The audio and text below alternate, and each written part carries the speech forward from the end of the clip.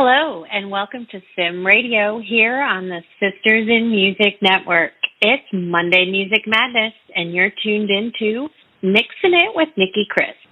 This is Nicki, and in case you don't know anything about me, I'm a singer-songwriter from Raleigh, North Carolina. My show celebrates women in the music and entertainment industry, providing an avenue for them to showcase their talent. Our motto, Sisters in Music, together we are stronger. My guest today is an artist from New Zealand who has been described as an artist with the ambition to carve out her own niche, quoting Demira Records. She moved to Los Angeles, California when she was just 19 years old to pursue her career in music and has since made a home for herself on the West Coast where she creates out of her home studio. Please join me in welcoming the wonderfully talented Eden Iris. Welcome to Mixin' It, Eden. Thank you so much for joining me today. How are you? Hi, Nicki. It's my pleasure. I'm so glad to be here. I'm doing well, thank you. And yourself? I'm doing well. Thank you so much. Thanks for asking. You have a new album out that was just released on April 9th called The Fuchsia The Grey. Can you tell us what inspired it? Yeah, sure. Yeah, so I was really excited to release The Fuchsia The Grey. It's my first ever full-length album. And the songs are a mixture of songs that I guess I wrote over the last few years. Some love songs, some heartbreak songs, and some songs about grief. I guess just kind of the stories which kind of shaped my life living in LA in my early mid-20s. I guess that's how I would summarize it. Would you change anything about your creative process the next time around, like, the making of an album? I think I would. I mean, every project is definitely a learning experience, right? Like you learn things as you go. And a lot of this album was made in my studio, so I was working by myself a lot. And I brought in collaborators and producers, but I think I would open it up more to just bring in some more collaborators, especially because I mixed about 6 of the songs. And I think sometimes I got very close to the project. So I probably would just change it. I would, I guess, give more tasks to other people and just step back a bit. But it was a lot of fun. Yeah, it's hard to do everything yourself. Yes. Yeah, so many hats, it right? really is. Yeah, it really is. So massive props to you for thank you. Doing a lot of the work yourself because, I do know, like, even when I'm working on stuff at home myself in my little studio, I like to just, like, send stuff out and say, hey, what do you think of this? Because sometimes, you think something sounds great and then somebody else is like, oh, man, you need to dial those drums back. Yes, I should do that more. I'm terrible at that, I will say. I'm such a perfectionist, and it takes me a long time to let go of something. So that's my biggest goal, like, moving forward, just to let go of more stuff. And then, I think even being, like, that's just the making of the music, right? And then as an artist today, you have, like, the social media and the admin stuff. Like, there's just a lot to juggle, right? So, yeah. Definitely. So I know that you said that you did a lot of the writing for the album, like the previous years, but how did the pandemic and being in lockdown affect you and your writing process? So, for the first half, I think, of the pandemic, I was still working on the album and polishing it off and producing and mixing, so my mind was quite happily occupied.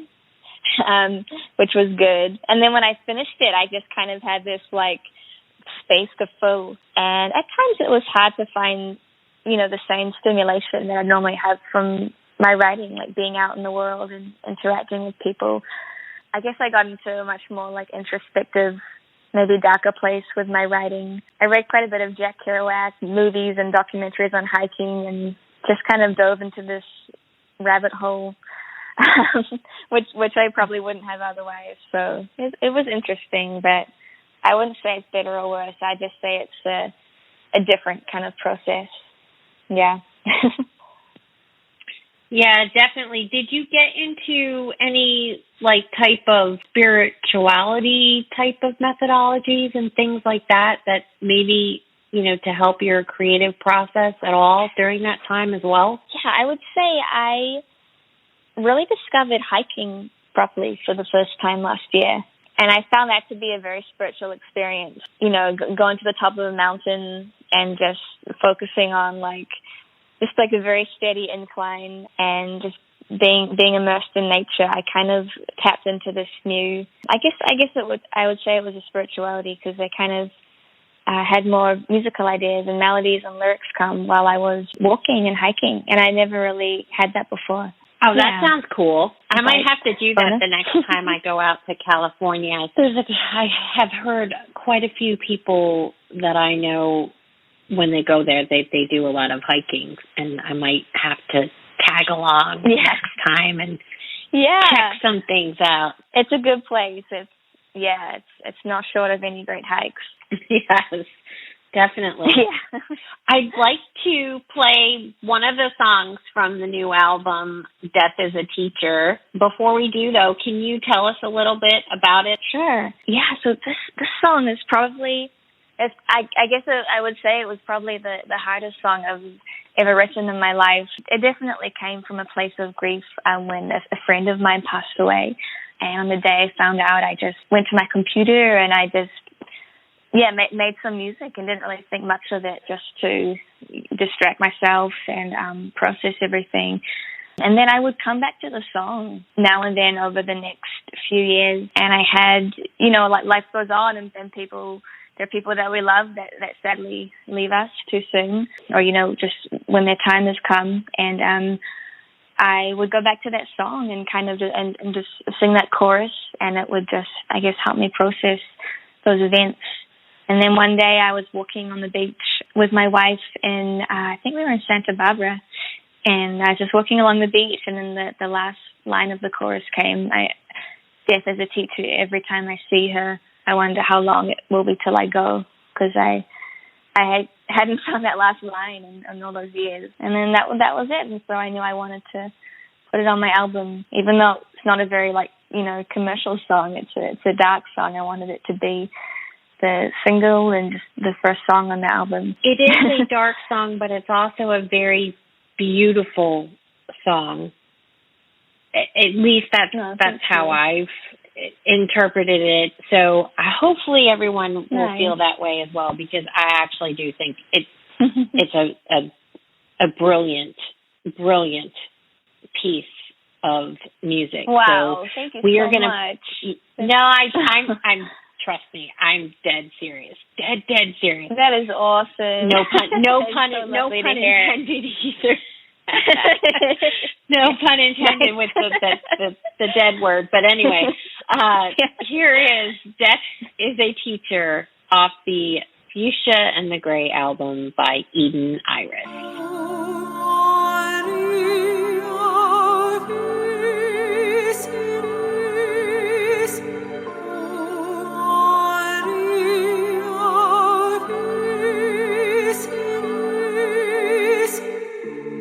Phantom drifting through my door, she took all the warmth away.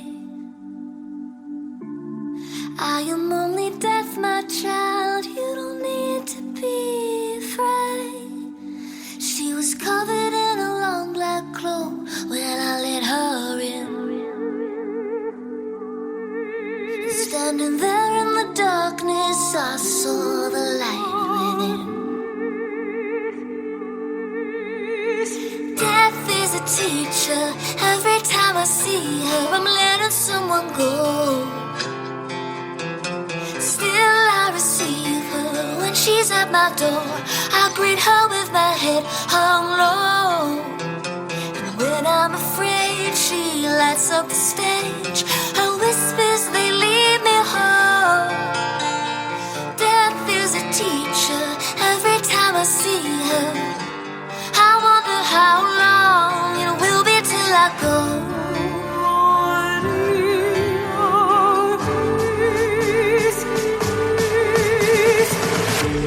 Shadows on my my face are gone, but I can't stop calling out. And every time I lose a friend, I get a new strap on my belt. I've come to understand that forever is a long, long time. And no matter what I learn, I'm lost when she arrives. Death is a teacher. Every time I see her, I'm letting someone go. Still I receive her when she's at my door. I greet her with my head hung low. And when I'm afraid, she lights up the stage. Her whispers, they lead me home. Death is a teacher. Every time I see her, I wonder how long it will be till I go.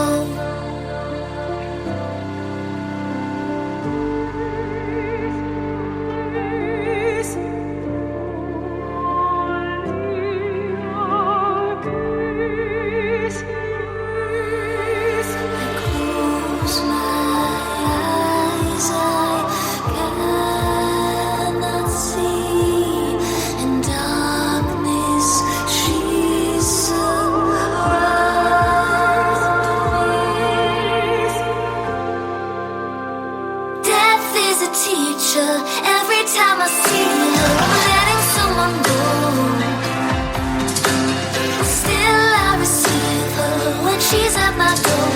I greet her with my head hung low. And when I'm afraid, she lights up the stage. Her whispers, they lead me home. Death is a teacher. Every time I see her, I wonder how long it will be till I go.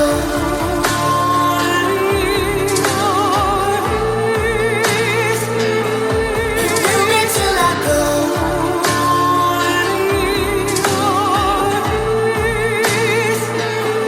It will be till I go. It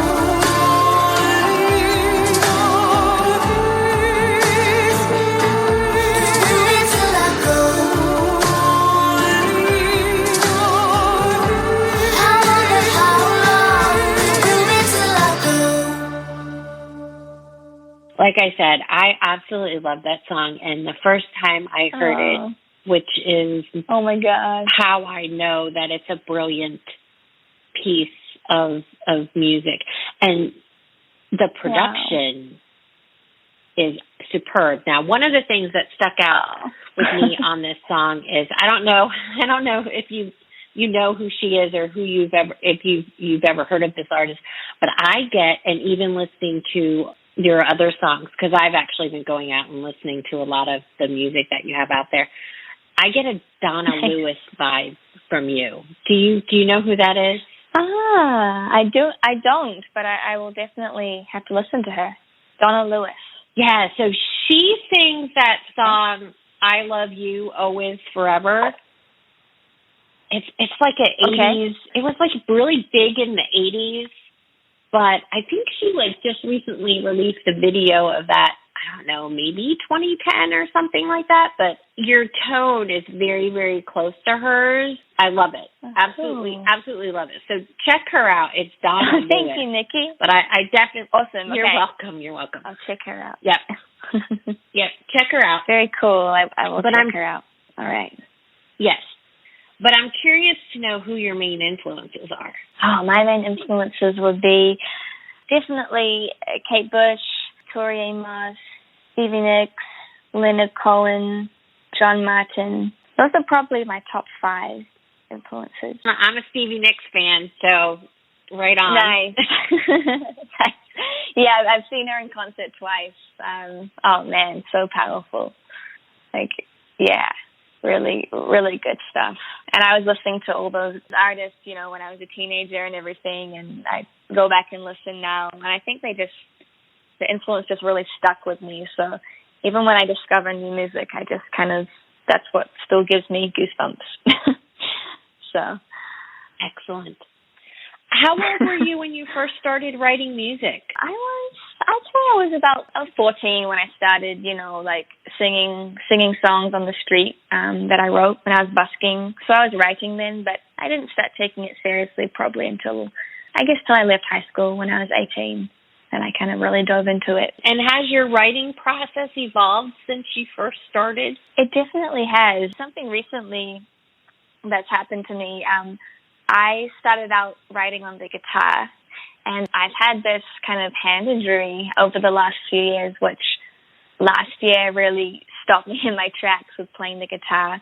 It's like a tendonitis overuse thing. It's not very sexy, but it's really changed the way that I write songs, because now I'm forced to write without the guitar, which is like a huge thing for me. It's like like my baby, Mm-hmm. So I'll write lyrics first, poems or prose, and I'll take pieces of that and put that to music that I on Logic on the computer, or I'll create beats and use samples like with Death as a Teacher, like the opera sample. That's really what inspired the production for the song.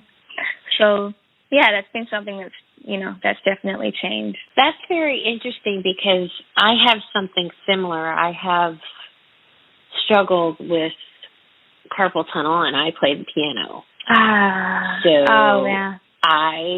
Yeah. So very similar.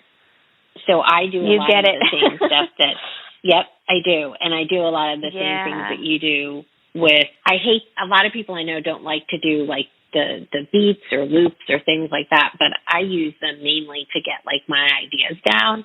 And then I'll go into the studio and either bring in musicians, or my producer actually plays a lot of instruments and things like that. And then at least that way I can get my ideas down and flesh out the song to at least some extent, but record it with real things. So I definitely feel you on that. Definitely do. Thank you. Can I just say, it's so funny. I did an interview a couple of weeks ago, and the person who was interviewing me also has had like a hand problem as well. And I feel like so many people I talk to like have this thing where just using our hands so much more than they were designed to be used, Yes, I think it has something to do with, I hate to say everybody's on their phones, everybody's on their computers, right? Yeah. All the time. Yeah. Using, mice and things like that. So it's possible that, our bodies just weren't designed to potentially do those things. I do a lot of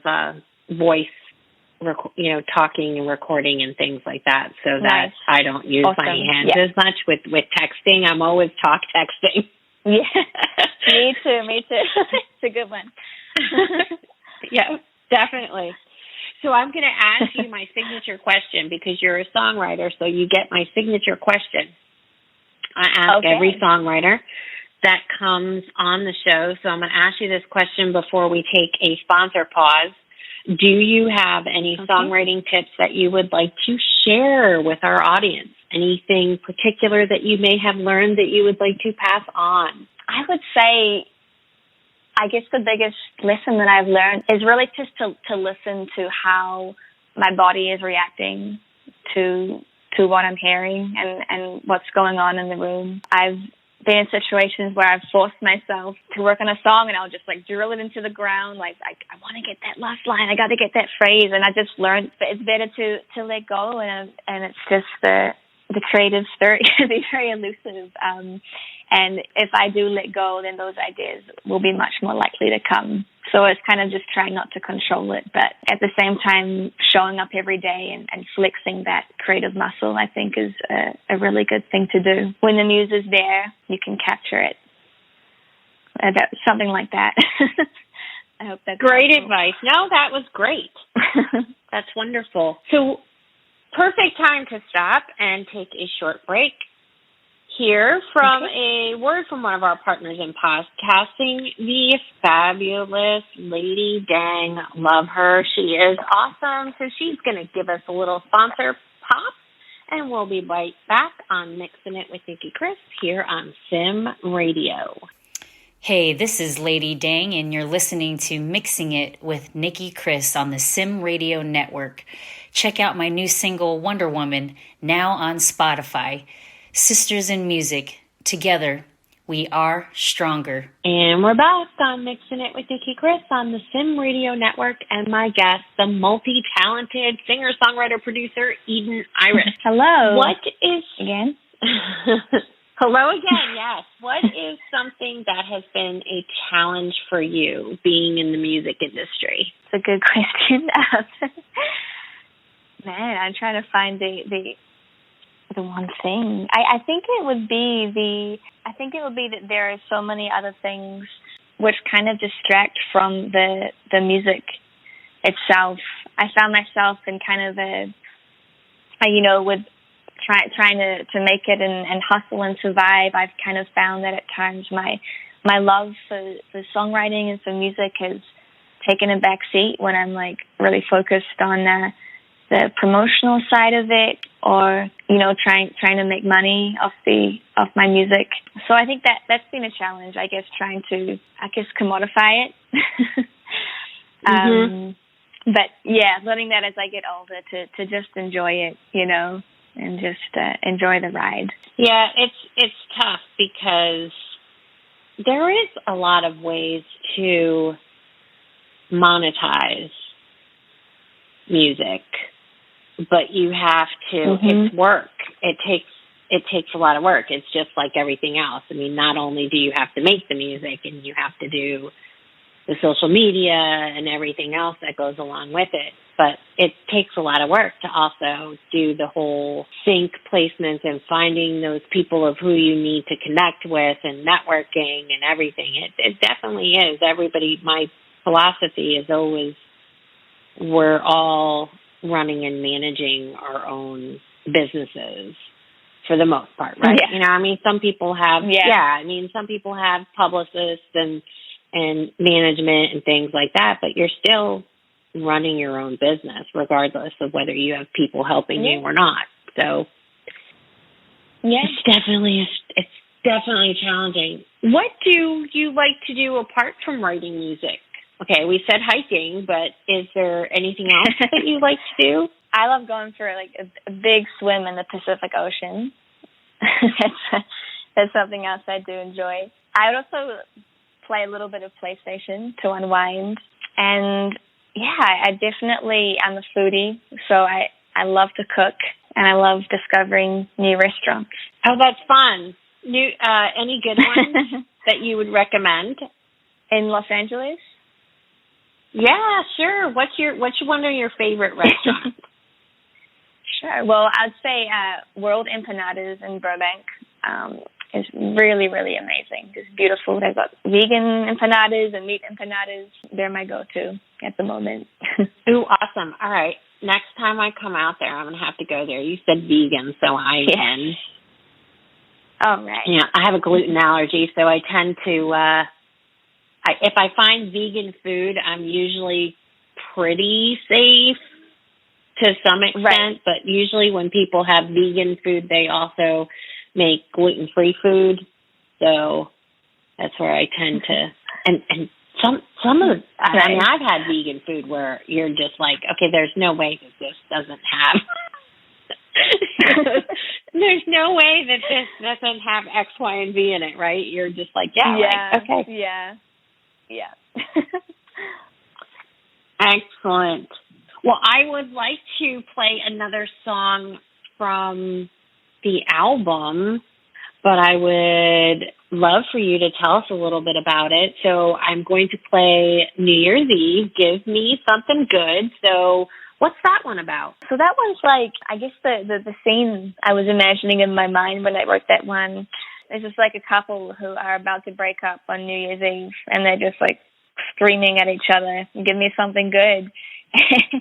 And it was just kind of a folk song about heartbreak on New Year's Eve. And I wanted to write a New Year's Eve themed song because everyone writes a lot of Christmas songs. So that's New Year's Eve. Well, it's fantastic. Again, another brilliant creation. You're welcome. So here is New Year's Eve, Give Me Something Good from the Fuchsia and the Grey album by Eden Iris.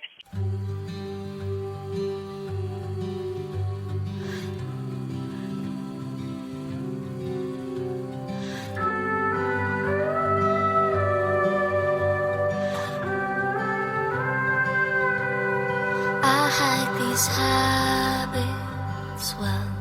Friends are too high to see the way that I'm walking out. They don't know our history. I walk like a soldier to my own defeat. Another year older, and I don't wanna be saying, give me something good.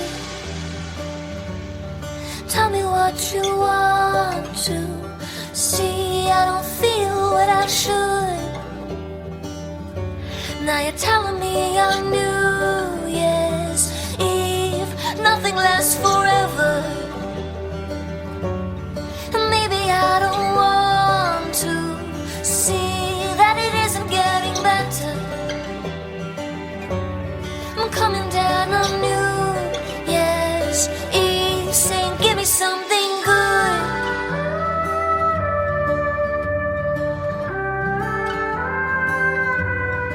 You hide your madness well, 'cause everyone's drunk and free.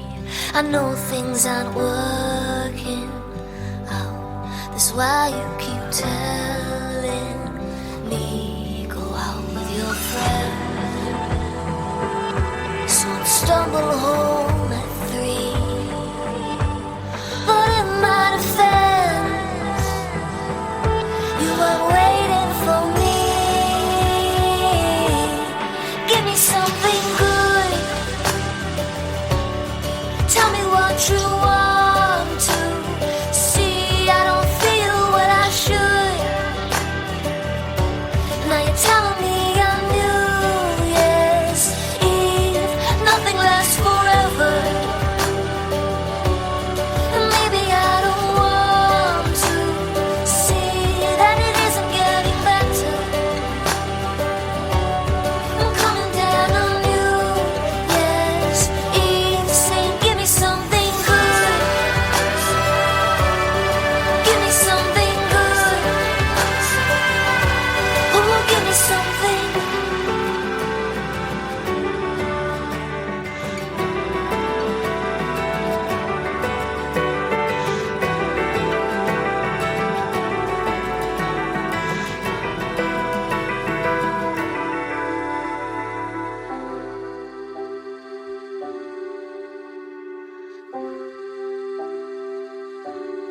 Give me something good.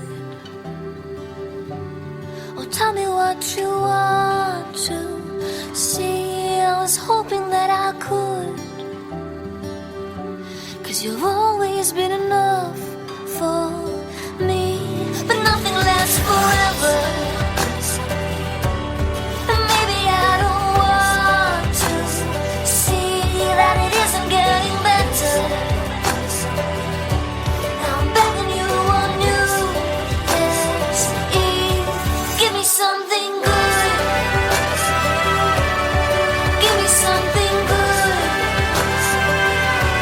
Oh, give me something good. Oh, give me something. Just give me something. Give me something good.